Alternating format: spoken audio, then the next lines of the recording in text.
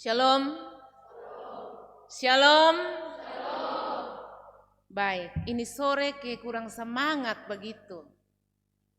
Mungkin karena cuaca mendung, tapi saya percaya bahwa ketika saudara-saudara hadir di tempat ini ada sukacita yang Tuhan taruh di hati saudara. Amin. Baik, tema firman yang membingkai perenungan kita pada sore hari ini menurut bacaan 2 Raja-Raja 5 adalah mujizat adalah hasil kerjasama. Mujizat adalah hasil kerjasama. Teman-teman pemuda yang terkasih dalam Tuhan kita Yesus Kristus, orang kalau sakit sekarang ini di mana-mana, dia akan berusaha untuk cari obat.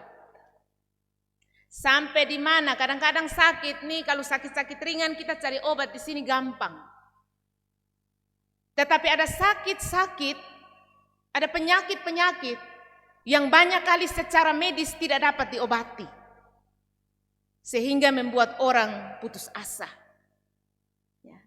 Salah satunya penyakit kusta yang dialami oleh Naaman, seorang panglima perang negeri Syria.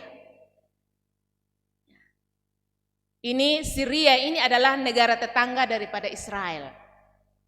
Dia dekat saja, berdekatan dengan Israel. Dia hanya berbatasan dengan Danau Galilea. Jadi Danau Galilea itu dia punya panjangnya 27 kilo, lebarnya 15 kilo. Ya.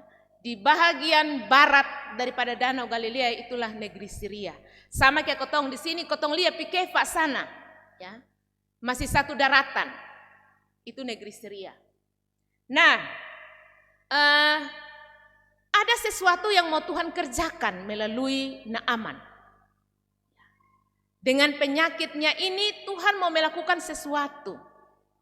Nah, kita tahu dari bacaan ini bahwa Naaman ini seorang panglima perang, seorang yang gagah berani. Tuhan berkenan atas jabatannya itu sehingga mengaruniakan kepada dia kemenangan demi kemenangan.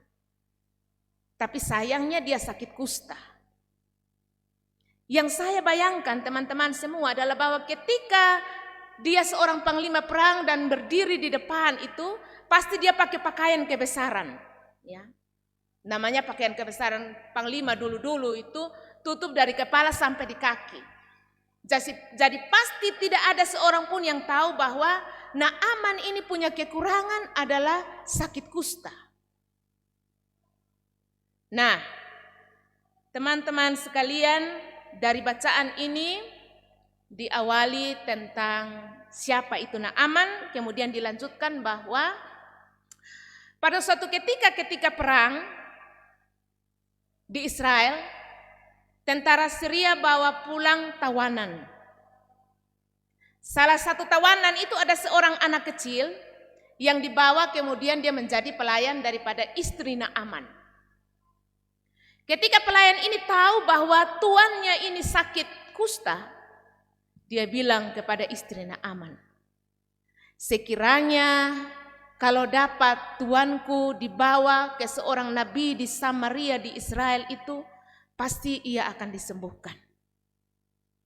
Kemudian istri Naaman kasih tahu, Naaman, saya dengar bahwa di Israel itu ada orang yang bisa menyembuhkan sakit kusta. Sakit kusta itu kalau dulu bahkan sekarang orang menganggap itu penyakit yang terkutuk. Karena dia bisa mengikis habis kita badan-badan, rambut bisa gugur, ya, badan bengkak-bengkak, ada bercak-bercak putih, lalu kuku-kuku bisa terlepas. Pokoknya dia akan habis sampai kita mati. Pokoknya kita punya imun tubuh tidak terbentuk lagi. Nah, saya yakin bahwa Naaman pasti putus asa dengan penyakitnya.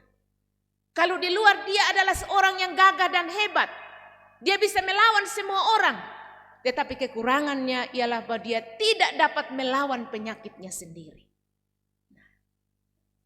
Dari kisah ini kita mau belajar, saudara, bahwa dalam hidup ini ada satu orang pun yang bebas dari masalah. Tiap-tiap orang punya masalah. Tidak pandang jabatan, kedudukan, status sosial, latar belakang, masing-masing orang pasti punya masalah. Dia punya kelebihan dan punya kekurangan juga. Sehingga dalam hidup kita tidak ada manusia yang sempurna. Itulah sebabnya ketika Tuhan membiarkan kita mengalami masalah demi masalah, tantangan demi tantangan, maka itu merupakan sesuatu yang menjadi kelemahan hidup kita. Ya. Sesuatu yang menjadi kelemahan hidup kita, dan karena dari situlah, dari masalah-masalah itu, kita akan belajar untuk merendahkan diri.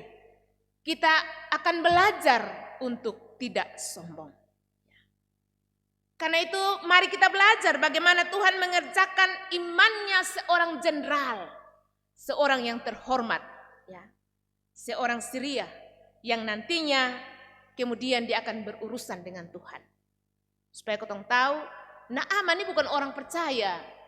Dia dari negeri orang kafir di sebelah, dia menyembah dewa-dewa. Ya, kalau kita baca di ayat 17 itu ada dewa Rimon. Di situ disebutkan, dong punya kuil di sana yang biasa ada penyembahan di sana. Tetapi Tuhan bisa bawa dia ke Israel. Nah, penyakit ini atau dalam diri Naaman ini tidak terjadi sesuatu yang kebetulan. Karena Tuhan punya rencana besar atas hidup Naaman. Ya. Naaman sedang diizinkan untuk menghadapi masalah dalam hidupnya. Kita semua saudara-saudara, ketika kita masih diizinkan hidup di dunia ini, ya tentu akan melengkapi kita dengan masalah. Tidak terlepas dari orang-orang muda.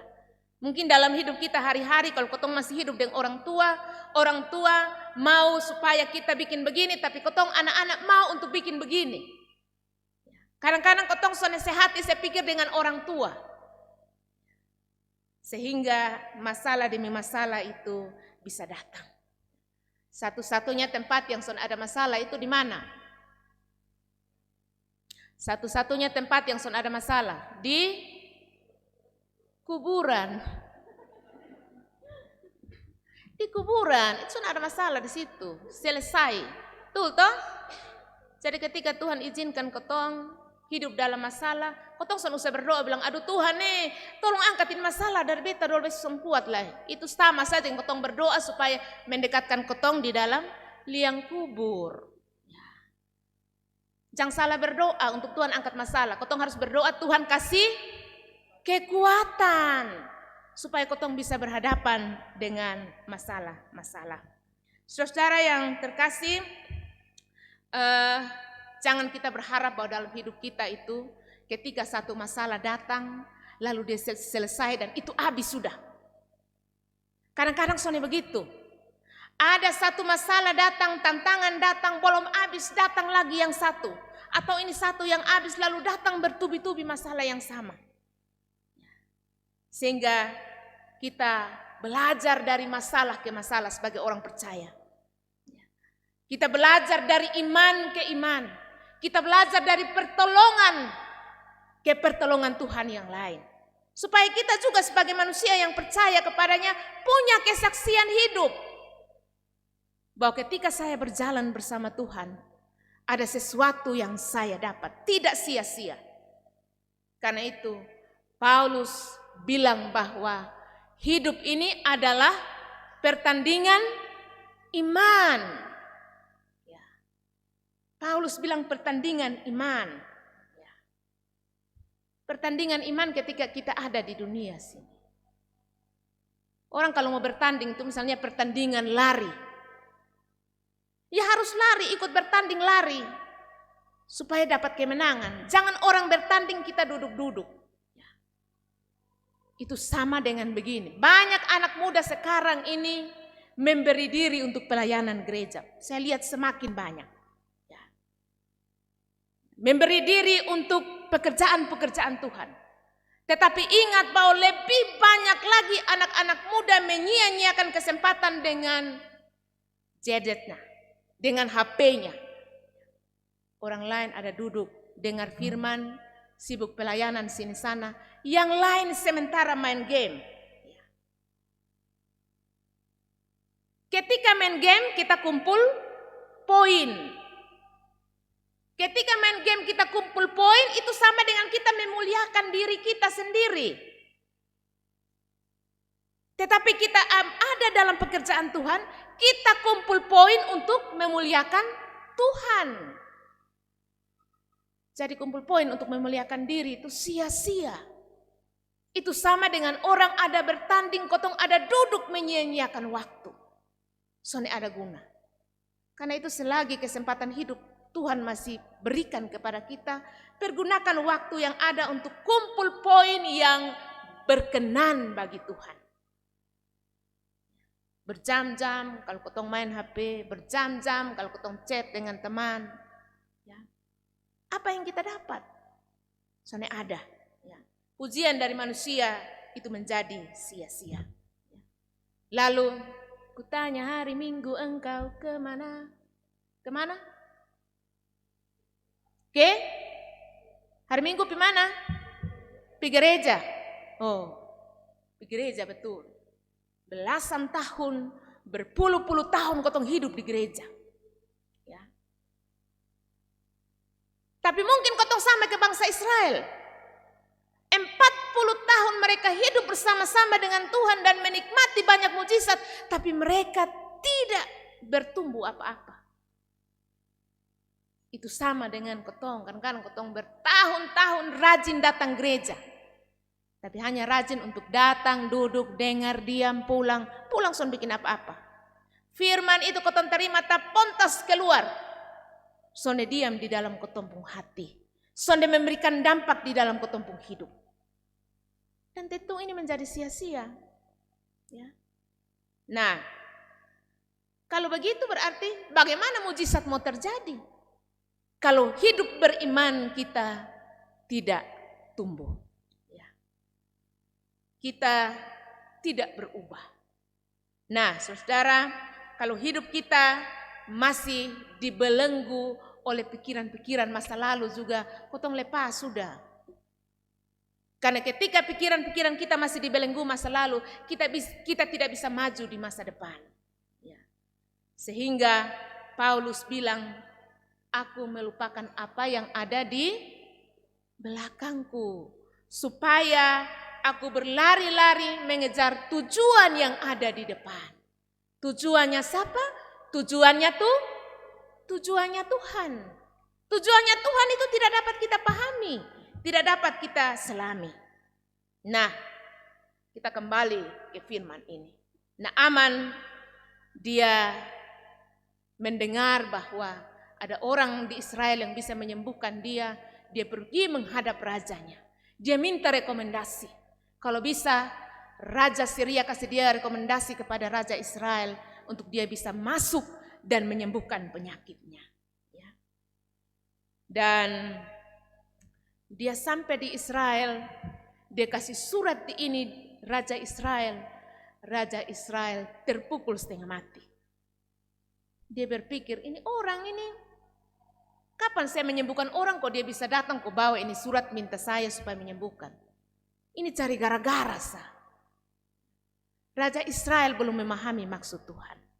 Tetapi ketika Elisa mendengar bahwa Raja Israel mengoyakkan pakaian dan dia bilang, suruh Naaman itu datang. Suruh Naaman datang menghadap saya di sini. Karena saya bisa mengerjakan sesuatu yang baik untuk dia.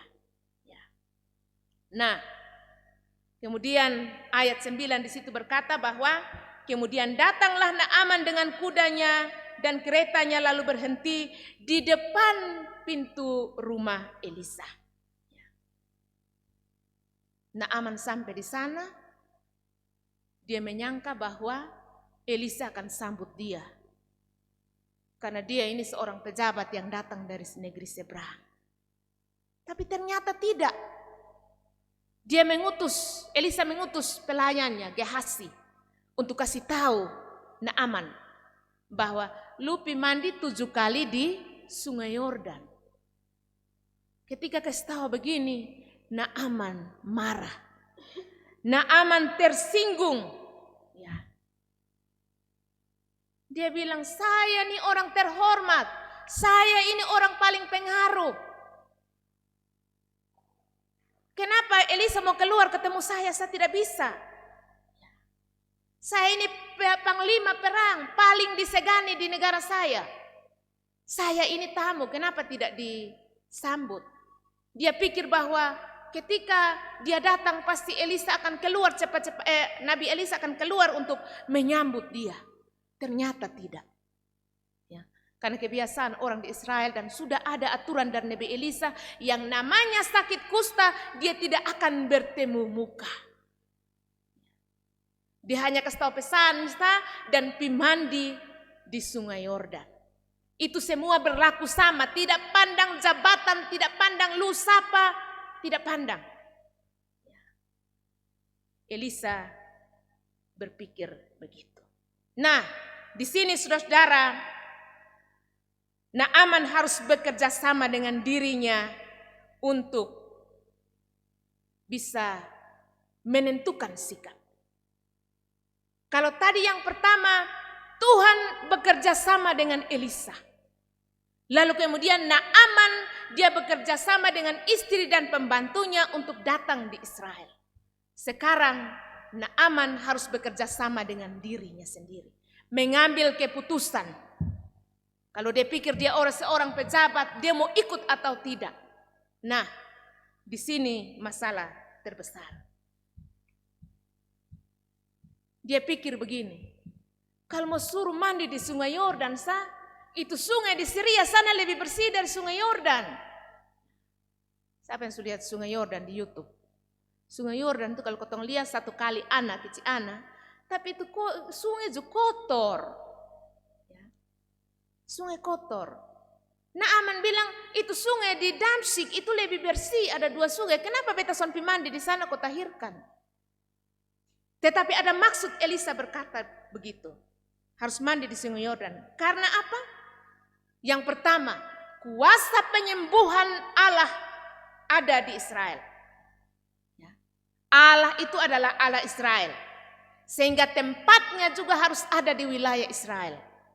Tidak boleh di mana-mana. Itulah perbedaan ya, Syria dengan Israel. Di sana mereka menyembah dewa dan patung. Kalau orang Syria datang, kemuliaan Allah harus dinyatakan di situ. Yang kedua adalah bahwa mematahkan kesombongan Naaman karena di hadapan Allah Israel semua orang sama. Ya. Saya ulangi, di hadapan Allah Israel semua orang sama. Jadi di hadapan Allah jabatan, kehormatan dan status sebagainya harus ditinggalkan untuk melihat kemuliaan Tuhan. Nah, saudara yang terkasih, ketongju kadang-kadang untuk satu pekerjaan Tuhan, kadang-kadang kotong bawa jabatan, kotong bawa pengaruh-pengaruh, kotong bawa status-status, kotong bawa segala hawa nafsu dunia, campur aduk di dalamnya. Sehingga kadang-kadang Tuhan soni berkenan terhadap kotong. Kita harus paham bahwa prosesnya Tuhan itu berbeda dengan prosesnya kita. Jalannya Tuhan itu berbeda dengan jalan kita. Jalannya Tuhan itu tidak dapat kita pahami. Kadang-kadang kita berpikir, Naaman berpikir bahwa sesuatu yang spektakuler akan datang, akan hadir. Paling tidak Elisa keluar dan meletakkan tangannya lalu penyakitnya sembuh lalu selesai. Tapi ternyata tidak, hal-hal yang biasa saja yang dinyatakan oleh Elisa. Sehingga dengan marah dia jalan pergi. Dia pergi. Amarahnya tidak dapat dia kuasai. Karena apa? Dia lebih mementingkan kehormatan dan jabatannya daripada keinginannya untuk sembuh. Nah, di sini masalah. Untungnya bahwa pegawai-pegawainya mengikutinya dan berkata, "Bos, ya ini bahasa soe. Bos, Nabi hanya suruh kopi mandi di situ 7 kali, itu bukan pekerjaan yang sukar. Bos bisa, sudah apa-apa." Nah, di sini wibawa daripada seorang panglima ini dipertaruhkan. Dia merendahkan diri dan taat untuk pi mandi 7 kali di situ. Dan hasilnya apa? Dia memperoleh kesembuhan. Nah, itu kita belajar dari Naaman ini menolong kita. Kerendahan hati, ketaatan, kerjasama yang baik akan menghasilkan sesuatu yang luar biasa dalam kita punya hidup. Bukan saja hidup kita, tapi juga bisa berdampak bagi banyak orang. Kalau Naaman dampaknya bagi keluarga, bagi orang-orang yang dipimpinnya, bagi negerinya. Paling tidak ketika dia pulang dia cerita bahwa Allah Israel itu berhasil menyembuhkan saya. Menjadi satu kesaksian hidup yang luar biasa. Ya. Hanya dari ketaatan dan kerendahan hati dari Naaman. Menghasilkan mujizat yang luar biasa. Dan semuanya itu bukan karena Naaman sendiri. Tetapi ada melibatkan banyak orang di sekitarnya yang membawa dia untuk menerima rahmat Tuhan. Itu gunanya satu persekutuan. Ya. Berjemaat, berkelompok. Bahwa ada karunia-karunia yang berbeda di dalam setiap pribadi. Yang bisa dipakai untuk saling melengkapi. Dan hasilnya bisa menghasilkan satu kekuatan yang luar biasa. Dan kekuatan itu bisa saja mujizat. Sesuatu yang tidak kita tahu. Bapak Mama, saudara-saudara yang terkasih. Kalau kita lihat potensi yang paling banyak tersimpan itu di mana? Potensi yang paling banyak tersimpan di kuburan. Kenapa saya bilang begitu, Bapak Mama? Ada begitu banyak orang mati dengan dia punya potensi, soalnya diberdayakan. Itu sama dengan orang dikasih 1 talenta pi kubur. Sebenarnya dalam kesempatan hidup ini ada begitu banyak poin yang kita kumpulkan. Tetapi waktu dan kesempatan itu kotong sia-siakan, kotong pakai untuk hal-hal yang sudah berguna. Sehingga ketika kita mati, paling tidak baru 30-an atau 40% potensi di dalam diri kita yang kita berdayakan. Yang sisanya kotong bawa mati. Itu sama dengan ketika kotong dipanggil untuk melayani, kotong menyaut iya di hadapan Tuhan. Balik belakang, kotong bilang Tuhan atur satebet ada sibuk. Banyak orang dipanggil. Di sini anggota SIDI ada? Anggota SIDI ada? Ya, teman-teman, salah satu pertanyaan ketika saudara diteguhkan menjadi anggota SIDI adalah bahwa percayakah saudara bahwa saudara sekarang menjadi anggota gereja Protestan di Indonesia, di dalam gereja Masehi Injili di Timur, dan akan memberi diri untuk melayani Tuhan. Memberi diri untuk melayani Tuhan. Pertanyaannya, siapa yang sudah memberi diri dan siapa yang belum memberi diri sebagai tanggung jawab imannya ketika dia mengaku di hadapan Tuhan? Itu pertanyaan. Ya. Kalau sudah, seberapa banyak? Kalau belum, mau kapan? Kesempatan yang Tuhan kasih nih, jangan sia-siakan. Memberi diri dalam bentuk yang sangat luas. Sekarang potensi pemuda-pemuda ini luar biasa. Potensi itu kalau kita gali dan kita satukan menghasilkan satu kekuatan yang luar biasa. Tetapi masih banyak anak-anak muda yang menjauhkan diri. Itu berarti bahwa Roh Kudus belum menjangkau mereka. Karena itu tugas kita sebagai saksi-saksi Kristus untuk menyampaikan, membangun kerjasama yang baik, menyampaikan kepada mereka. Mari, kotong kumpul sama-sama. Mari kotong ikut jalan Tuhan. Karena ada sesuatu yang Tuhan sediakan bagi kita. Kita berlari-lari mengejar apa yang menjadi tujuan Tuhan di depan. Supaya apa yang menjadi tujuan Tuhan dalam setiap pribadi itu bisa dimaksimalkan dengan potensi-potensi yang ada dalam diri kita karena kita saling melengkapi. Ya. Saudara yang terkasih, sering dalam kehidupan kita terjadi peperangan batin antara keinginan dan kehendak Tuhan dan keinginan dan kehendak kita. Kita mau ikut yang mana? Tuhan pun mau kita bikin begitu. Ya.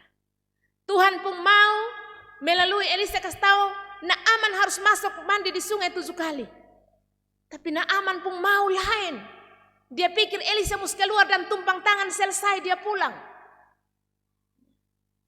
Kan kadang kotong mau, ikut kotong pun mau, lalu son jadi kotong pun mau, kotong marah dan lari meninggalkan Tuhan. Kotong mau ketika kotong dengar firman adalah omong yang enak-enak sah. Ketika kotong omong yang son enak-enak, kotong pulang dan son mau balik datang lagi. Karena kotong menganggap bahwa itu su bikin beta tersinggung. Son bisa begitu. Kita tahu bahwa firman itu adalah pedang bermata 2. Dia pisana juga tapi kena yang omong juga. Jadi itu menjadi satu pegangan bagi kita supaya memberi diri dituntun oleh Tuhan itu kita akan menikmati hasil yang luar biasa. Daripada kalau tadi Naaman balik pulang, berarti dia akan bawa pulang dia penyakit. Bukan jadi berkat, malah menjadi ancaman baru di dalam hidupnya. Tetapi oleh karena ketaatan dan kerendahan hati membuahkan sesuatu yang baru. Nah, saudara, kadang-kadang juga kotong mengandalkan diri. Kotong sone tahu bahwa ternyata Tuhan pakai orang-orang di sekitar kita untuk mengetuk pintu hati kita melakukan sesuatu yang baik. Ada nasihat-nasihat, ada teguran-teguran, ada lewat orang tua, ada lewat teman-teman sepelayanan. Kalau kita bisa mendengar itu teman-teman, tidak akan menghalangi kuasa Tuhan untuk bekerja di dalam hidup kita. Sehingga kita hidup menjadi orang-orang yang saling menopang, saling mendukung di dalam pelayanan. Mungkin Tuhan mau pakai orang-orang di sekitar kita, tapi mungkin Tuhan juga mau pakai kita secara pribadi. Kalau dia mau pakai kita, saudara, di dalam diri kita, Tuhan sudah taruh potensi-potensi. Tuhan sudah taruh talenta-talenta, itu sudah ada. Tinggal kita pakai dan kita berdayakan sebagai satu kekuatan di dalam hidup dan pelayanan kita. Karena itu anak-anak muda, bawa hidupmu kepada Tuhan. Jalan Tuhan itu terkadang unik dan rumit. Tetapi pasti mendatangkan mujizat dan damai sejahtera. Karena itu, ikutlah, setialah pada jalannya. Rendahkan dirimu dan taatlah pada firman-Nya. Tuhan memberkati kita. Amin.